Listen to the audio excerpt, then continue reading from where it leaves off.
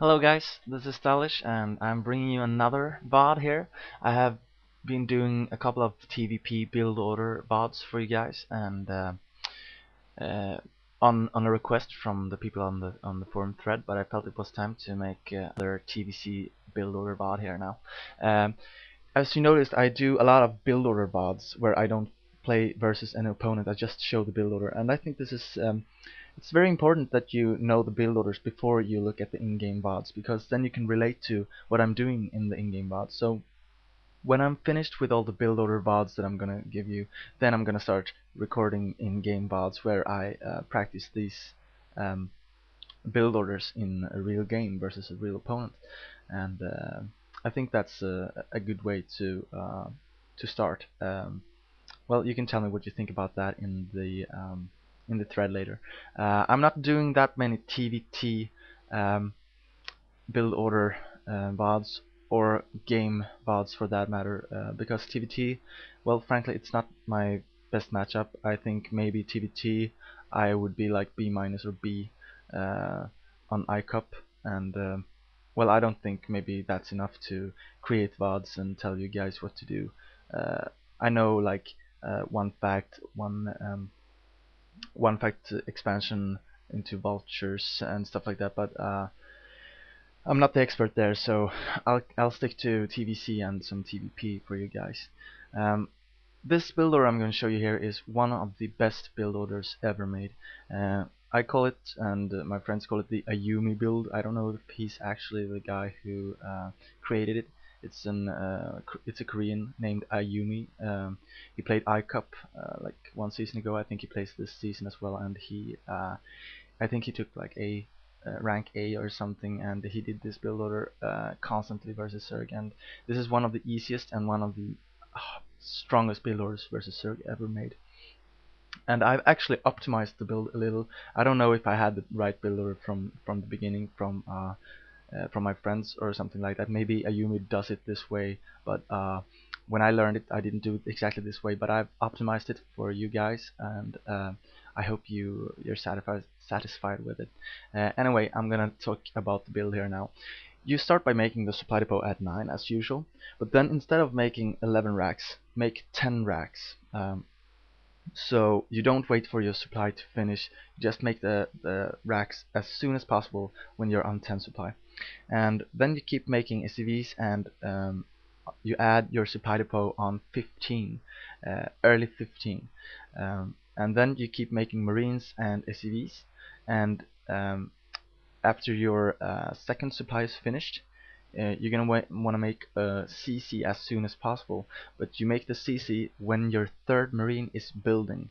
So you don't make just one marine and expand. You make 1 and 2, and then you start making 3 marines, and then you take your SCV to your expansion. When you have about 300 minerals, you move him to the expansion, and he will arrive in the correct time. And you will take your expansion on 20 food, 20 supply, and then you add your you keep making SVs and Marines during this whole time, of course, and then you add your third supply at 23. So that's very key, because you really need to be able to make SVs and Marines at all time here in the beginning, and this will make you rather safe versus the 9 pool, and also versus the normal pool timing, because you have 10 racks, and 10 racks is pretty safe versus those stuff, because obviously if you 9 pools, you have to change your strategy. But anyway, when you have 29 food, that's when you're gonna take 3 SCVs and move them to a mineral line in your expansion, and then stop them when they are at your macro mode, and make 4 barracks.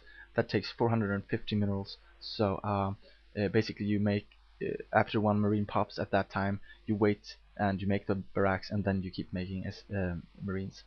And that's the hard part, because at the same time as you make those barracks, you have to transfer SVs to your expansion. So make the barracks and then transfer as soon as possible. And then I make actually a mistake in this VOD. I make a supply depot, my 4th supply depot, before my refinery. You should add your refinery on 35 and supply on 37, and I do it the other way around here, and that's wrong. Anyway, you add your academy on uh, 38. And when you add, right before you add your academy, that's very important. Right before you add your academy, you stop making SCVs. You cut SCV production altogether, because then you will afford to make the academy and exactly 4 SCVs.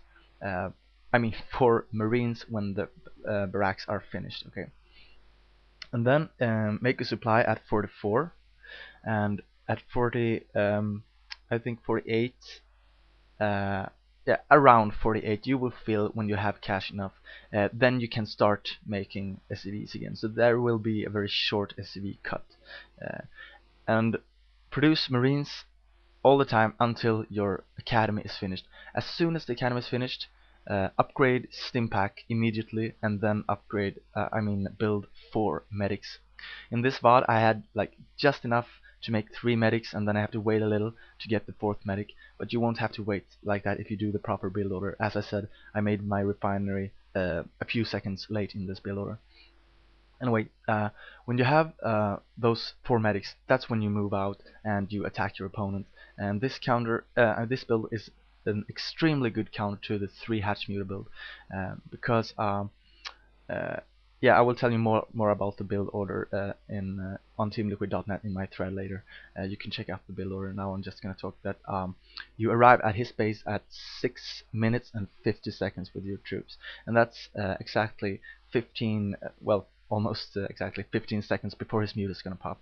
So you will have time to break his sunken line, and the Zerg has to either make more sunkens and skip making mutas, or make no more sunkens and wait for his mutas, and either way they will be up too late, and you will have 24 Marines and 4 medics there with stim. So basically you will be able to defeat players much better than you. And after this, you take your gas in your expansion, and you add factories and barracks, and eBay should be made when you move out and take range and stuff like that. So